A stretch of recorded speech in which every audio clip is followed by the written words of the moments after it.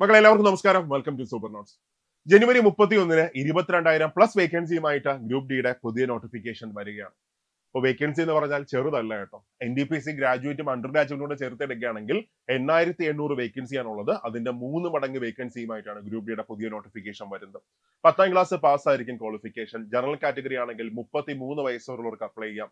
Then OBC ആണെങ്കിൽ 36 വയസ്സ് വരെ അപ്ലൈ ചെയ്യാം. SC/ST ആണെങ്കിൽ 38 വയസ്സ് വരെ അപ്ലൈ ചെയ്യാൻ സാധിക്കും. ഇവിടെ നോട്ടിഫിക്കേഷൻ വരുമ്പോൾ എല്ലാവർക്കും ഒരു ധാരണയുണ്ട്.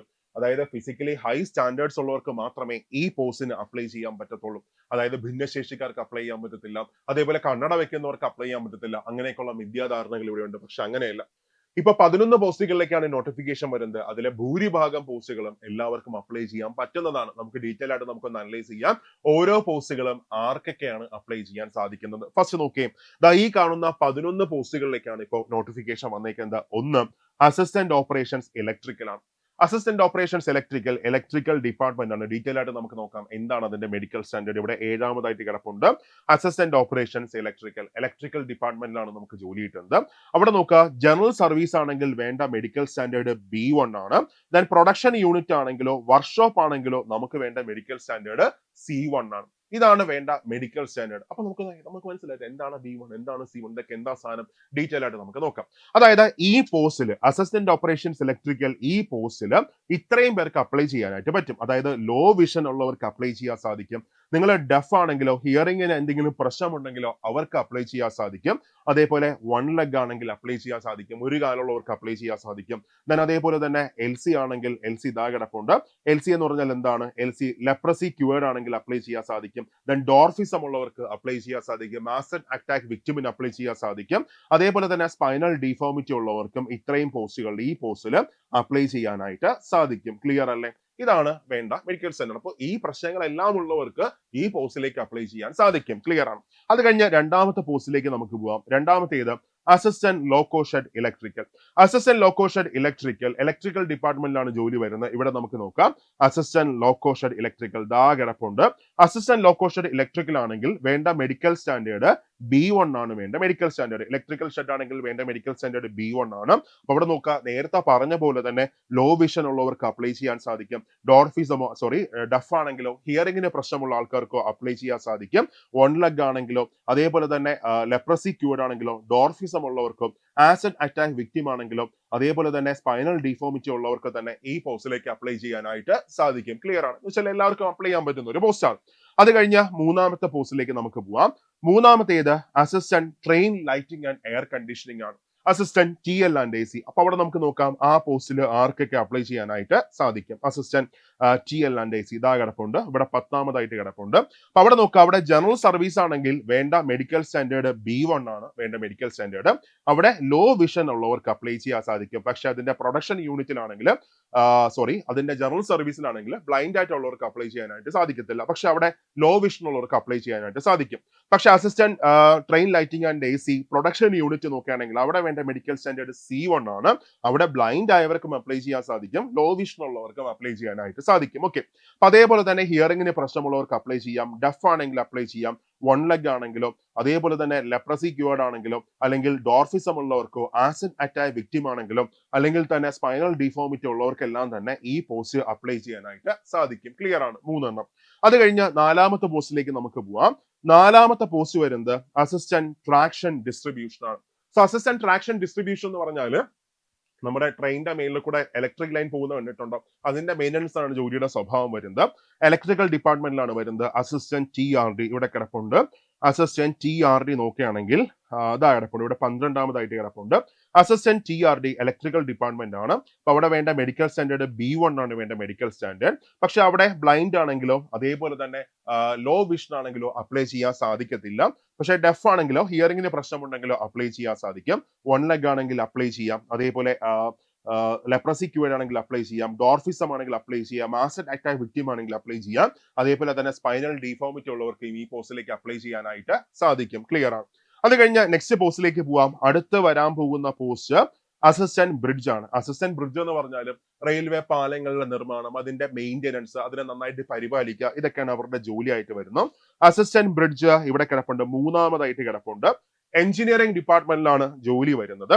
അപ്പൊ അവിടെ വേണ്ട മെഡിക്കൽ സ്റ്റാൻഡേർഡ് B1 ആണ്. അവിടെ നോക്കുക ബ്ലൈൻഡ് ആണെങ്കിലോ ഡെഫ് ആണെങ്കിലോ, അതായത് കാഴ്ച പരിമിതി ഉള്ളവർക്കോ കേൾവി പരിമിതി ഉള്ളവർക്കോ അപ്ലൈ ചെയ്യാൻ സാധിക്കത്തില്ല. അതേപോലെ തന്നെ ഫിസിക്കലി ഹൈ സ്റ്റാൻഡേർഡ് വേണ്ട ഒരു പോസ്റ്റ് ആണ്. അപ്പൊ അതുകൊണ്ട് തന്നെ ഈ പോസ്റ്റ് ഇങ്ങനെയുള്ള ആൾക്കാർക്ക്, ഭിന്നശേഷിക്കാർക്കോ അല്ലെങ്കിൽ കണ്ണട വെക്കുന്നവർക്കോ, അല്ലെങ്കിൽ കണ്ണട വെക്കുന്നവരല്ല, കാഴ്ചക്കുറവുള്ളവർക്കോ അതേപോലെ തന്നെ കേൾവിക്കുറവുള്ളവർക്കോ അപ്ലൈ ചെയ്യാനായിട്ട് സാധിക്കില്ല. ഓക്കെ, നെക്സ്റ്റ് അടുത്ത പോസ്റ്റിലേക്ക് നമുക്ക് പോവാം. നെക്സ്റ്റ് പോസ്റ്റ് വരുന്നത് അസിസ്റ്റന്റ് പെർമനന്റ് വേ ആണ്. ഓക്കെ, അസിസ്റ്റന്റ് PV എഞ്ചിനീയറിംഗ് ഡിപ്പാർട്ട്മെന്റിൽ വരുന്നു. ട്രാക്കിലെ ജോലിയായിട്ട് വരുന്ന ഒരു പോസ്റ്റ് ആണ് അസിസ്റ്റന്റ് PV. അപ്പൊ നോക്കാം, അസിസ്റ്റന്റ് PV ഇവിടെ കിടപ്പുണ്ട്. അസിസ്റ്റന്റ് PV വന്നിട്ട് ഓക്കെ, ഇതാ കിടപ്പുണ്ട്. ഇവിടെ 8ാമതായിട്ട് കിടപ്പുണ്ട് അസിസ്റ്റന്റ് PV.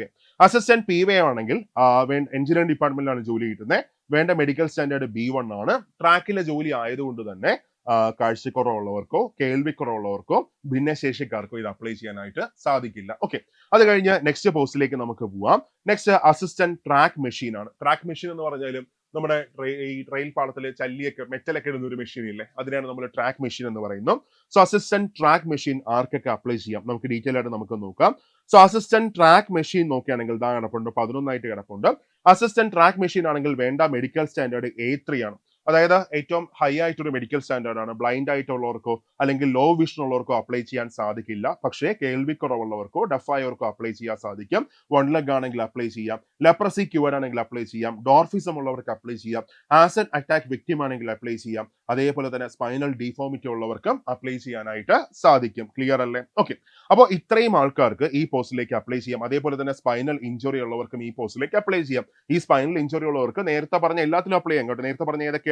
ഒന്ന് assistant train light and AC, അതേപോലെ തന്നെ അസിസ്റ്റന്റ് ട്രാക്ക് മെഷീൻ, അതേപോലെ അസിസ്റ്റന്റ് TRD. ഇവർക്ക് ഈ സ്പൈനൽ ഇഞ്ചുറി ഉള്ളവർക്കും ഈ പോസ്റ്റിലേക്ക് അപ്ലൈ ചെയ്യാനായിട്ട് സാധിക്കും. ഓക്കെ, അത് കഴിഞ്ഞ് നെക്സ്റ്റ് പോസ്റ്റിലേക്ക് നമുക്ക് പോവാം. നെക്സ്റ്റ് പോസ്റ്റ് വരുന്നത് ട്രാക്ക് മെയിൻ്റനർ ആണ്. സോ ട്രാക്ക് മെയിൻ്റനർ എഞ്ചിനീയറിംഗ് ഡിപ്പാർട്ട്മെന്റിൽ വരുന്ന ഒരു പോസ്റ്റ് ആണ്. ആർക്കൊക്കെ അപ്ലൈ ചെയ്യാം നമുക്ക് ഡീറ്റെയിൽ ആയിട്ട് നോക്കാം. Track maintainer. Okay, so track maintainer നോക്കുകയാണെങ്കിൽ ദാ കിടപ്പുണ്ട്. വേണ്ട മെഡിക്കൽ സ്റ്റാൻഡേർഡ് B1 ആണ്. ട്രാക്കിലെ ജോലി ആയതുകൊണ്ട് തന്നെ ലോ വിഷൻ ഉള്ളവർക്കോ ബ്ലൈൻഡ് ആയിട്ടുള്ളവർക്കോ ഡെഫ് ആയിട്ടുള്ളവർക്കോ അപ്ലൈ ചെയ്യാൻ സാധിക്കത്തില്ല. അതേപോലെ തന്നെ ഭിന്നശേഷിക്കാർക്കും ഇത് അപ്ലൈ ചെയ്യാനായിട്ട് സാധിക്കത്തില്ല. ഓക്കെ, ക്ലിയർ ആണ്.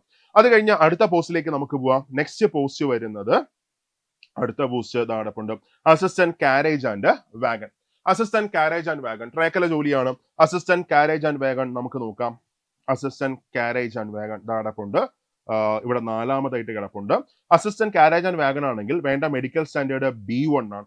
സോ B1 ആകുമ്പോൾ അവിടെ നോക്കുക, ഇവിടെ ലോ വിഷൻ ഉള്ളവർക്ക് അപ്ലൈ ചെയ്യാനായിട്ട് സാധിക്കത്തില്ല.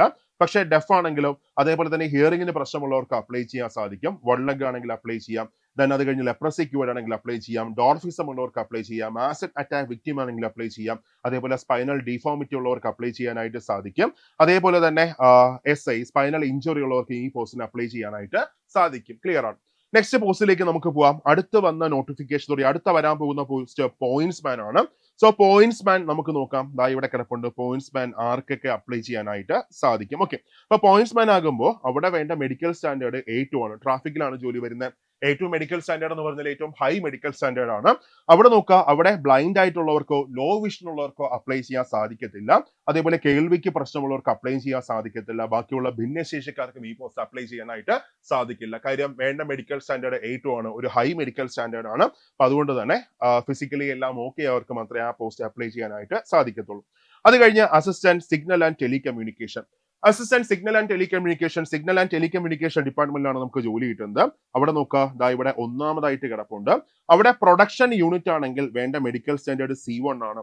വർക്ക്ഷോപ്പ് ആണെങ്കിൽ വേണ്ട മെഡിക്കൽ സ്റ്റാൻഡേർഡ് C1 ആണ്. പക്ഷെ സിഗ്നൽ ആണെങ്കിൽ വേണ്ട മെഡിക്കൽ സ്റ്റാൻഡേർഡ് B1 ആണ് വേണ്ട മെഡിക്കൽ സ്റ്റാൻഡേർഡ്. ഈ പോസ്റ്റിൽ ലോ വിഷൻ ഉള്ളവർക്ക് അപ്ലൈ ചെയ്യാൻ സാധിക്കും. ഡെഫ് ആണെങ്കിലോ ഹിയറിംഗിന് പ്രശ്നമുള്ളവർക്കോ അപ്ലൈ ചെയ്യാൻ സാധിക്കും. അതേപോലെ തന്നെ വൺ ലെഗ് ആണെങ്കിലോ ലെപ്രസി ക്യൂർഡ് ആണെങ്കിലോ അതേപോലെ തന്നെ ഡോർഫിസം ഉള്ളവർക്കോ ആസിഡ് അറ്റാക്ക് വിക്ടിമിനോ അതേപോലെ തന്നെ സ്പൈനൽ ഡിഫോമിറ്റി ഉള്ളവർക്കോ സ്പൈനൽ ഇഞ്ചുറിയോ ഉള്ളവർക്കെല്ലാം തന്നെ ഈ പോസ്റ്റ് അപ്ലൈ ചെയ്യാനായിട്ട് സാധിക്കും. ക്ലിയർ ആണ്. ഓക്കെ, ഇവിടെ സിഗ്നൽ ആൻഡ് ടെലികമ്മ്യൂണിക്കേഷൻ ഡിപ്പാർട്ട്മെന്റിലാണ് നമുക്ക് ജോലി കിട്ടുന്നത്. അങ്ങനെ ഈ 11 പോസ്റ്റുകളിലാണ് ഇപ്പോ നോട്ടിഫിക്കേഷൻ വരാൻ പോകുന്നു. ഇപ്പൊ നിങ്ങൾക്ക് വ്യക്തമായിട്ടൊരു ധാരണ കിട്ടിക്കാണും ഈ പോസ്റ്റിൽ ആർക്കൊക്കെ അപ്ലൈ ചെയ്യാനായിട്ട് സാധിക്കും. ഞാൻ ഡീറ്റെയിൽ ആയിട്ട് പറഞ്ഞിട്ടുണ്ട്.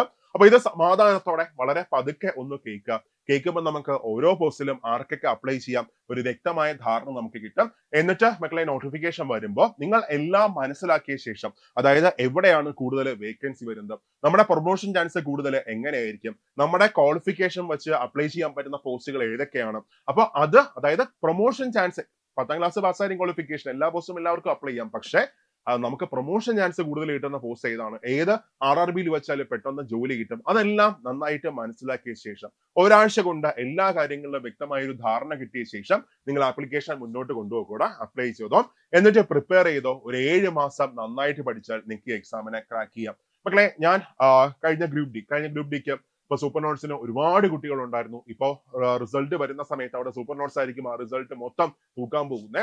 അപ്പൊ ആ എക്സ്പീരിയൻസിൽ പറയാണ്, പഠിച്ചിട്ട് പോയ ഒരു കുട്ടി പോലും, ഈ എക്സാമിന് വേണ്ടി പ്രിപ്പയർ ചെയ്ത് പോയ ഒരു കുട്ടി പോലും വിഷമിച്ച ഒരു മുഖവുമായിട്ട് എക്സാം ഹാളിൽ നിന്ന് തിരിച്ചിറങ്ങി വന്നിട്ടില്ല. പക്ഷെ ആരെങ്കിലും അങ്ങനെ എക്സാം പാടായിരുന്നു ആ ഒരു വിഷമിച്ച മുഖമായിട്ട് തിരിച്ചു വന്നിട്ടുണ്ടെങ്കിൽ അവരുടെ മനസ്സിനകത്ത് ഒരു കുറ്റബോധം മാത്രമേ കാണത്തുള്ളൂ. ഇങ്ങനെയായിരിക്കും അവരുടെ മനസ്സ് പറയുന്നത്, ഒരു മാസം കൂടെ ഞാൻ പഠിച്ചിരുന്നെങ്കിൽ എനിക്ക് എക്സാമിനെ ക്ലിയർ ചെയ്യാൻ പറ്റുമായിരുന്നു, കുറച്ചും കൂടെ ഞാനൊന്ന് ശ്രദ്ധിച്ചിരുന്നെങ്കിൽ, എന്റെ ഉഴപ്പൊന്ന് മാറ്റിയിരുന്നെങ്കിൽ എനിക്ക് ഈ എക്സാമിൽ നല്ല മാർക്ക് ഏറ്റുവെക്കാൻ പറ്റുമായിരുന്നു. ആ ഒരു ധാരണയായിരിക്കും. ഓക്കെ, അപ്പോൾ ഞാൻ ഒരു കാര്യം ഉറപ്പ് തരാം, പഠിച്ചിട്ട് പോയാൽ ഈ എക്സാമിനെ ക്രാക്ക് ചെയ്യാൻ പറ്റും. ഒരു 6 മാസം 7 മാസം നിങ്ങൾ മാറ്റിവെക്കാൻ റെഡിയാണെങ്കിൽ, ഞാനിപ്പോൾ ഒരു എക്സാമിന് പറയും 5 മണിക്കൂർ മാറ്റിവെക്കണം, ഒന്നുമില്ല, ഏറ്റവും ചുരുങ്ങിയത് ഒരു 3 മണിക്കൂറെങ്കിലും എല്ലാ ദിവസവും നിങ്ങൾക്ക് ഈ എക്സാമിന് മാറ്റിവെക്കാൻ പറ്റുമെങ്കിൽ നിങ്ങൾ പഠിച്ചു തുടങ്ങിക്കോടാ, ഉറപ്പായിട്ടും ഈ എക്സാമിനെ നിങ്ങൾക്ക് ക്രാക്ക് ചെയ്യാനായിട്ട് പറ്റും. കാര്യം കഴിഞ്ഞ പരീക്ഷയുടെ കട്ട് ഓഫ് വരാൻ പോകുന്ന ഒരു 70 റേഞ്ചിലാണ് കട്ട് ഓഫ് വരാൻ പോകുന്നത്. 1.5 മണിക്കൂർ നമുക്ക് എക്സാമിന് സമയം കിട്ടും. ഇംഗ്ലീഷ് ഇല്ല, മാത്സ്, അതേപോലെ തന്നെ reasoning, then GK and current affairs, science, ഇത്രയും മാത്രമേ വരുന്നുള്ളൂ. 10ാം ക്ലാസ് നിലവാരത്തിലായിരിക്കും ക്വസ്റ്റ്യൻസ് വരുന്നത്. അപ്പോൾ സിമ്പിൾ ആയിട്ട് നമുക്ക് പഠിച്ചെടുക്കാം.